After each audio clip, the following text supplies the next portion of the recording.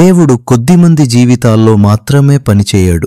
ఆయన ప్రతి ఒక్కరి జీవితంలో నిరంతరం పనిచేస్తూనే ఉంటాడు. మానవ నేత్రాలకు అది అర్థం కాకపోవచ్చు, కాని దేవుని హస్తం ఎల్లప్పుడూ మన జీవితాల్లో పనిచేస్తుందనేది నిజం.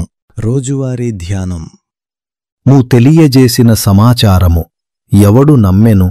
యెహోవా బాహువు ఎవనికి బయలుపరచబడెను? యెషయా గ్రంథము 53:1.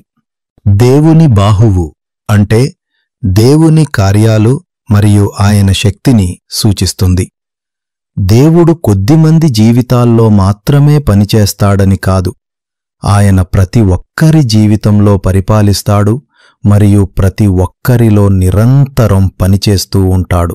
అయితే ప్రతి ఒక్కరూ దీన్ని గ్రహించరు. చాలాసార్లు దేవుడు మనలో చేసే పనులు నిశ్శబ్దంగా జరుగుతాయి, బహిరంగంగా కాదు. మానవ నేత్రాలు గ్రహించలేకపోయినా దేవుని హస్తం నిజంగా ఎల్లప్పుడూ మన జీవితాల్లో పనిచేస్తూనే ఉంటుంది. భగవంతుని చర్యలను పూర్తిగా అర్థం చేసుకోవడం మానవ మేధస్సుకు కష్టం. దేవుడు ప్రతి ఒక్కరి జీవితంలో వివిధ విధాలుగా పనిచేస్తాడు, కాని వాటి వెనుక ఉన్న ఉద్దేశ్యం మరియు లోతును మనం చూడలేము. ఆయన వివరించిన మన పరిమిత జ్ఞానం దాన్ని అర్థం చేసుకోవడానికి అడ్డుపడుతుంది. అదేవిధంగా బైబిల్లో మనం అర్థం చేసుకోగలిగేది మరియు మనకు అవసరమైనది మాత్రమే వెల్లడి చెయ్యబడింది. దేవుని మార్గములు మనకు అగమ్యగోచరమైనవి కాబట్టి నేడు మన చుట్టూ జరుగుతున్న సంఘటనలను చూసినప్పుడు మనలో అనేక ప్రశ్నలు ఉదయిస్తాయి. ఈ ప్రపంచం ఎందుకు ఇలా సాగుతోంది? మరియు దేవుడు సర్వాధిపతి అని మనం చెబితే ఇంత గందరగోళం ఎందుకుంది? వంటి ప్రశ్నలు మన మనస్సులలో మెదులుతాయి. మన జీవితాలలో జరిగే విషయాలను చూసినప్పుడు ఇది నాకే ఎందుకు జరిగింది మరియు ఇలాంటి సవాళ్లను ఎదుర్కొంటున్నది నేనొక్కడినేనా అని మనల్ని మనం ప్రశ్నించుకుంటాము. దేవుని ఆజ్ఞ లేకుండా, ఆయన జ్ఞానం లేకుండా లేదా ఆయన అనుమతి లేకుండా మన జీవితాల్లో ఏదీ జరగదు.